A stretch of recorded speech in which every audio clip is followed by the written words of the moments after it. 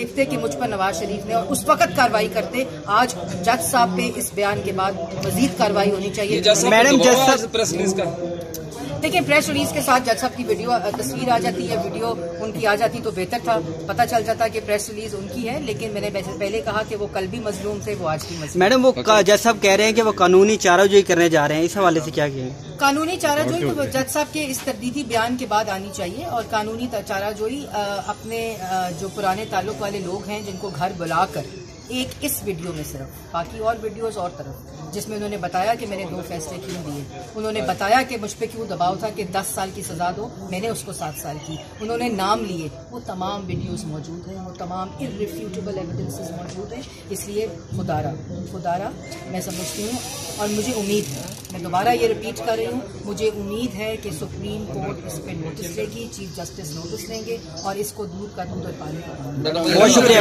Madam. जो video बनी है जज साहब की, वो तो छुप के बनी है, उस पे तो उनको तो नहीं पता कि उनकी वीडियो बन रही है, तो आप उसको कैसे एविडेंस बनाएंगे? हाँ, क्या बताती हूँ दोबारा।